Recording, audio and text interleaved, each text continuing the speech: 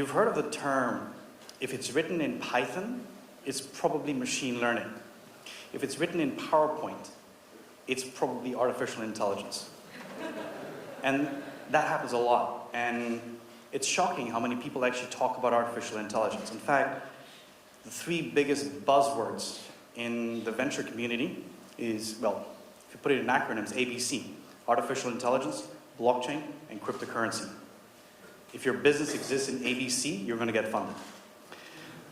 So I'm going to take you through a journey here. And there are three aspects to this. One is how telecommunications industries are looking to use artificial intelligence. Then I'm going to show you the outcomes of what you can actually achieve. And this is from a very short space of amount of time that we've actually spent analyzing data and what are the outputs.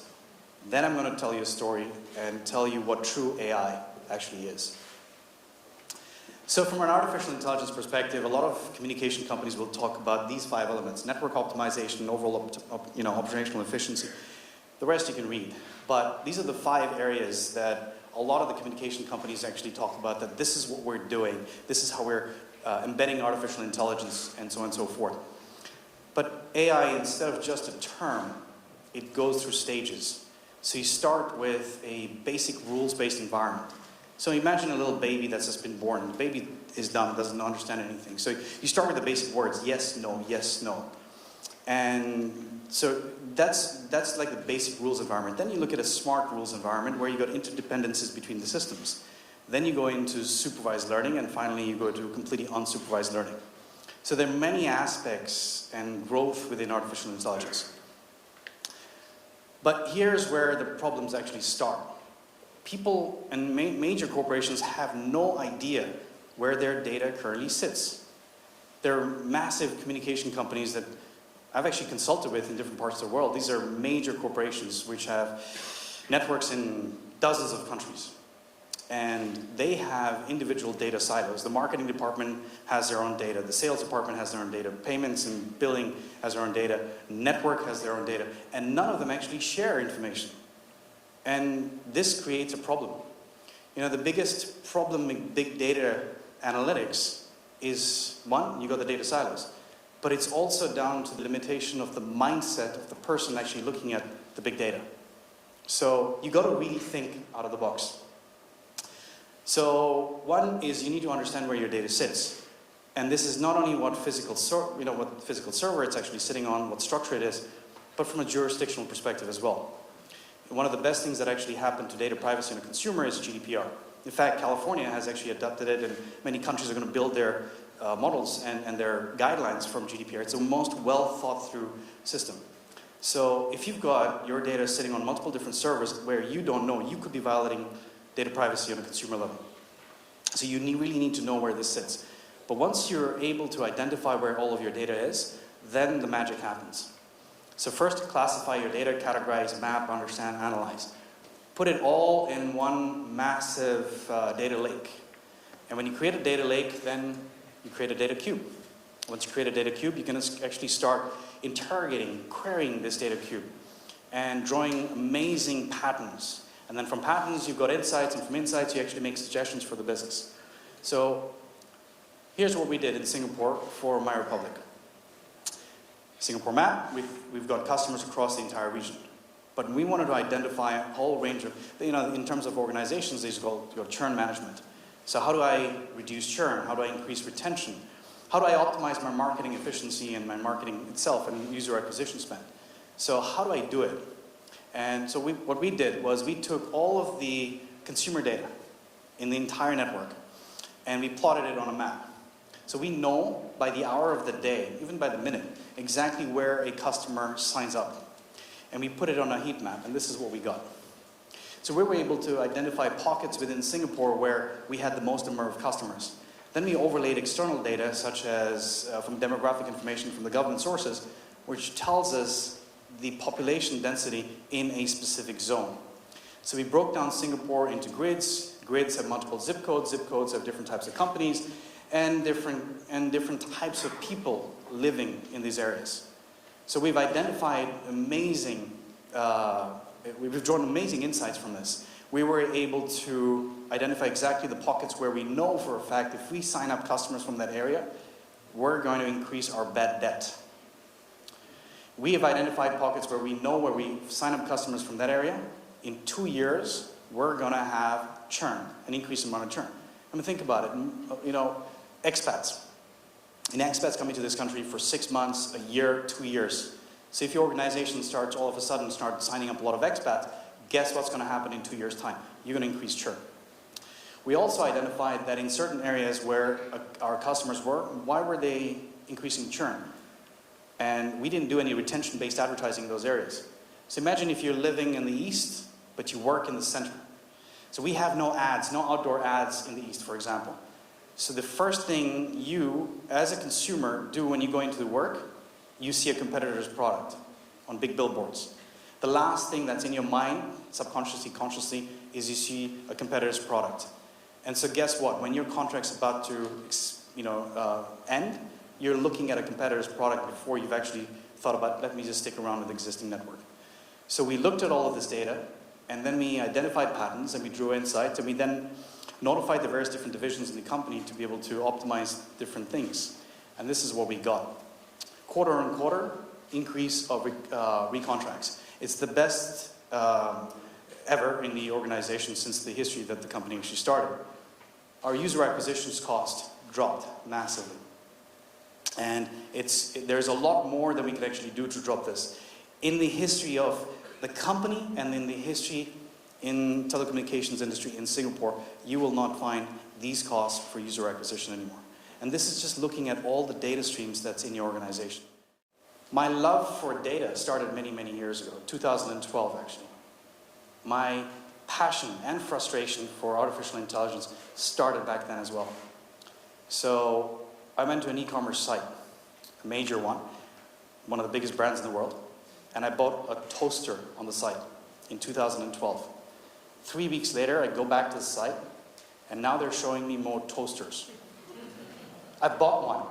They know it's my residential address. I bought a toaster with for 4 slices, not one for 12, so I'm not a commercial building, right? And then one of the biggest airlines, I bought an airline ticket on their website from London to San Francisco. 3 days later, that airline sends me a newsletter saying, Mr. Shah, we've got some great fares to San Francisco, LA, and Vegas. And the fare to San Francisco was lower than what I actually paid on their website. It frustrated me. I said, how can some of the biggest companies in the world have no clue who I am at all? You know, we talk about, let's say, social networks. Some of the biggest social networks, you feel that, yes, they're using a lot of artificial intelligence to identify who you are. And based on who you are, they're trying to identify patterns and showing you ads and so forth. About a year and a half ago, so if you go to applymagicsauce.com, it was created by Cambridge University working with Stanford University professors. And they created algorithms to actually extrapolate information from your social graph and to be able to build a personality profile, to show you what the social networks actually know about you. So I put my data through this. And a year and a half ago, I was a 31-year-old female. About a month and a half ago, I was a 27-year-old male. So it doesn't know, because they don't know the intent, they don't know the importance of information that you're engaging with. They don't know whether you've actually just engaged with it because you like it or the person that's sharing it. How many of you have actually known friends that have actually posted a story of The Economist on their social feed, and you know for a fact they never read it, right? It happens a lot. So I was looking at building an artificial intelligence system that actually understands people, humans. And most of the models that are built by some of the largest companies focus on collaborative filtering and microsegmentation modeling. So basically pattern recognition. So they identify a group of people and they say, these groups of people do these certain things in certain times of the day, and in which case we'll put you in this bucket. And that's when you get the relevant sort of, so you've got different levels of relevancy, but they've put you into a bucket, which is very, very annoying. And that's why sometimes when we look at online advertising, we get pretty frustrated that it's not relevant to us. So when I started looking at this, I said, those collaborative filtering microsegmentation models do not work. If I wanted to build a system that truly understood a human being, it needed to understand the essence of human psychology. So this is where I'm going to take you through a journey. Over the years that I did a lot of research, I talked to a lot of professors from the various different universities, and These are the 8 factors that I discovered that actually govern human beings in anything that we do offline and online, in any social or business environment. Now, think about this. We are a product of whatever we consume. The digital landscape is an extension of reality. So, interest is the fundamental basics of building a personality profile. This is some of the biggest tech companies in the world, the biggest social networks in the world. They want to know what you read, watch, and listen to. Since you were children, anything you read, watched, and listened to, and even what you're doing today, has influenced your behavior, your patterns, your personality, right? It's influenced your buying decisions. Second factor, connections. The people you're connected to have always influenced you. Your loved ones, your friends, your colleagues have always influenced your buying decisions, your social decisions, the restaurants you go and eat, and everything else. So from a communication environment, guess who's got the most amount of data? In fact, communication companies have access to more data per consumer than some of the biggest tech companies. So understanding the connections between people and the interest that's been built, you can identify other aspects of what they're going to do. Third factor, values. Values is very, very personal.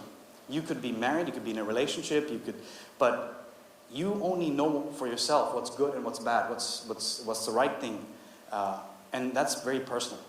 So when we look at the data in terms of the content that you're engaging with, running through natural language processing, sentiment analysis, tone analysis, image recognition, we can extrapolate amazing contextual data. And we can start looking at what type of value sets that are being attached to this information and how that's relating to you as a profile and how that's interconnecting with other people that you're engaging with. Fourth factor is time. This is one of the most missed aspects in artificial intelligence. It was amazing how many companies had no idea how to use the aspect of time. Without time, nothing exists in the universe. Time gives us the ability to understand the relevancy of information. So the amount of time you do certain things, the sequences of things that you do, the frequency of things that you do, influences the depth of the interest that we've actually built on you and how that interaction of that interest relates to other connections and values and so forth. Location. We as consumers make different decisions based on wherever we are.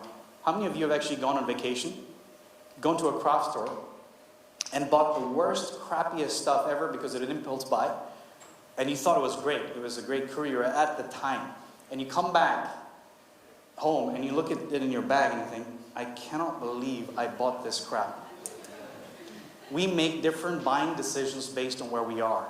We've actually noticed patterns in the communication company where you're living on the West, you're working in the city, your buying decisions for buying broadband or mobility is between 9 o'clock and 10 o'clock or 9 and 12 when you're back at home. So we optimized advertising between those times. There's no point in spending 24/7 in all across Singapore. We optimize in those areas at that time. Weather patterns influences us in anything we do, financial status and health. Over the years, I've also consulted a whole bunch of different companies and look at it from a banking perspective. So this is one of the major investment banks. They have offices here in Singapore, but they're worldwide. They have an international trading platform where people can actually go and buy and trade stocks, currencies, all sorts of different things. The investors that are really, really super high net worth and so forth, they have relationship managers that they sort of work with. But they also have individuals that actually buy on a day-to-day basis on their platform. They've had Stanford and MIT professors working with them on a secondment for 2.5 years. And they were identifying patterns based on the transaction volume increasing or decreasing based on market sentiment. This is normal logic. Right? If there is a market sentiment that says that this is a bad stock or there's a bad PR against a particular company, stock's going to go down and so forth. So they were identifying these patterns. But they had anomalies, and those anomalies were transaction volume increased or decreased based on certain stocks when there was no market sentiment. And they were trying to identify what was happening. So when I was speaking to a senior executive there, I said, it's very simple. And he says, how are you going to say it's very simple when for over 2.5 years we've had MIT and Stanford professors working on this? I said, you've missed the key element, the human being. You've got individual people on a platform actually making transactions. And so you've missed the essence of human psychology. And I said, well, think about it. You've got a bunch of rich guys that like to play golf or go sailing. Now in the place that they're sitting at, it's raining and it's thunderstorms. So guess what they've done? They've come back indoors, opened up the Financial Times or sort of webpage, and decided, you know what, let me buy some stock in this company when there's no market trend. 3 weeks later, the guys came back and they said, Jay, you're right. There's a pattern. I said, could you tell me more? He says, unfortunately, you don't have an NDA with us. We can't disclose more stuff. I said, it was my idea, but he says, it doesn't matter. But this is it. These are the 8 factors that govern human beings and anything we do. Last company that I built, this is an incredible journey. So the predictive analytics sort of side. And what we're looking at is the content that you're reading. So we built a news aggregator. We took over 2,000 sources of content. We ran it through natural language processing. We identified a lot of contextual data. We extrapolated a huge amount of sentiment from that. And depending on how you're engaging with information, depending on the time of the day, depending on the amount of time that you spend in looking at that content, and the time essence was very, very unique for each individual. Did you know that in 2012 there was a research done that the average attention span for a human being was 9 seconds? And I think for goldfish was 12. And so I was looking at what sort of signaling time element can I understand whether that information was interesting for you or wasn't. And we identified those patterns. And we built an incredible profile. Not only would I know what you were interested in, but the extent of an interest that you had in any area in relation to any other area at a given point in time, or the location, or the weather pattern. And using this information, we were able to predict what type of content you want to read. So when I build and when I design systems with my team, we build individuals, what we call algorithm blocks, or we call them smart cells. And we build hundreds of these. But the sequences of these smart cells are determined in real time at the time that we're actually doing the predictive analytics. At that moment in time, depending on the psychographic profile of that specific individual. So this news aggregator, we had just under 30,000 users. We ran 24 million data transactions per day. And typical news aggregators would see between 3 and 4 minutes of average session time. Our average session time on this news aggregator was 15 minutes and 36 seconds. It created the element of serendipity and discovery. It was incredible. We were looking at patterns that we had no idea what was going on in the system. It felt like magic because it was. The system, based on the various different feedback loops, was actually changing the sequence of the algorithm and also adjusting the equation itself. Where normally where you actually, for example, the element of time, we used a base element of 21 seconds.